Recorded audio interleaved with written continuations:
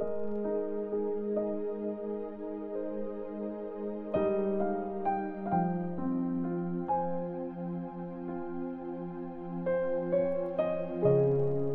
chapter 20. Nabuhay si Jesus. Habang madilim pa nung araw ng linggo, pumunta sa libingan si Mary Magdalene. Nakita niyang wala na ang bato sa entrance ng libingan. So, tumakbo siya agad kina Simon Peter at sa isa pang disciple na mahal ni Jesus. Sinabi niya sa kanila, kinuha nila ang Panginoon sa libingan. Di namin alam kung saan siya nilagay. Pumunta sa libingan sina Peter at yung isa pang disciple. Tumakbo sila papunta doon pero mas naunang nakarating yung isang disciple kaysa kay Peter. Yumuko yung disciple at nakita niya ang mga telang linen pero di siya pumasok. Sumunod sa kanya si Simon Peter na dumiretso sa loob ng libingan. Nakita niya doon ang mga telang linen at ang telang binalot sa ulo ni Jesus. Hindi na ito kasama sa telang linen, pero nakatupi na ito at nakahiwalay. Pumasok na din ang disciple na nauna doon. Nung nakita niya, naniwala siya. Di pa din nila naintindihan ang nakasulat sa scripture na kailangang mabuhay ulit si Jesus at umuwi na ang mga disciples. Nagpakita si Jesus kay Mary Magdalene. Nakatayo si Mary sa labas ng libingan at umiiyak. Pagtingin niya sa loob, may nakita siyang dalawang angel na nakadamit ng puti at nakaupo kung saan nilagay ang katawan ni Jesus. Isa sa bandang ulo at isa naman sa paanan. Sinabi nila sa kanya, "Miss, bakit ka umiiyak?" Sumagot si Mary, "Kinuha kasi nila ang Panginoon ko at di ko alam kung saan siya nilagay." Pagkasabi nito, lumingon siya at nakita niya nakatayo doon si Jesus. Pero di niya alam na si Jesus yun. Tinanong siya ni Jesus, "Miss, bakit ka umiiyak? Sino ang hinahanap mo?"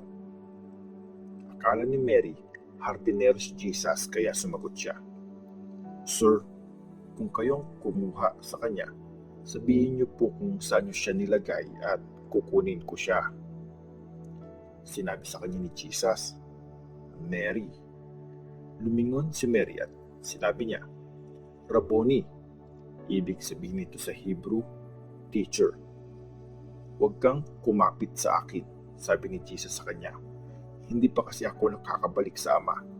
Pero puntahan mo ang mga kapatid ko at sabihin mo sa kanilang babalik na ako sa tatay ko at tatay nyo, sa Diyos ko at sa Diyos nyo." Kaya umalis si Mary at kinuwento sa mga disciples na nakita niya ang Panginoon at sinabi niya sa kanila ang lahat ng sinabi ni Jesus sa kanya.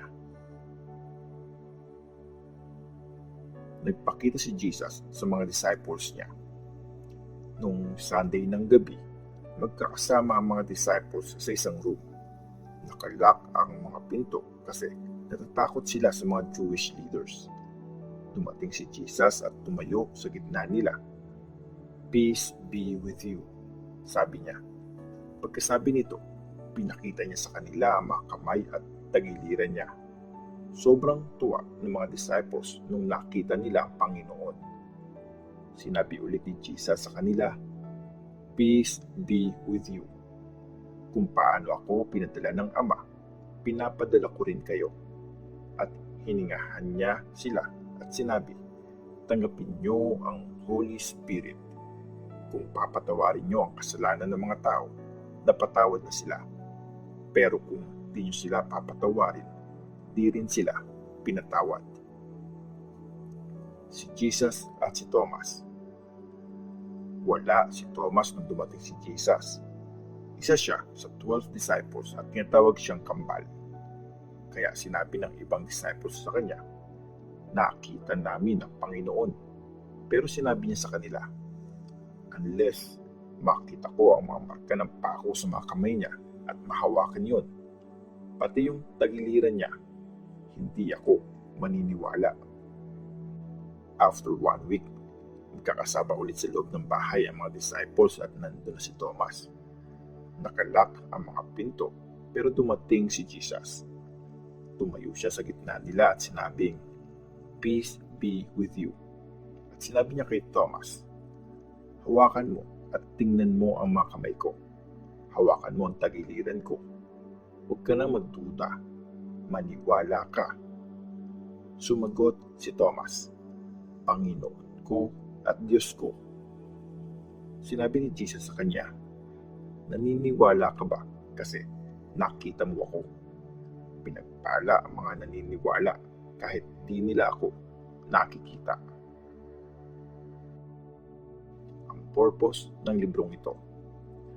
Marami pang mga himala ang ginawa si Jesus at nakita yon ng mga disciples, pero hindi naisulat sa librong ito.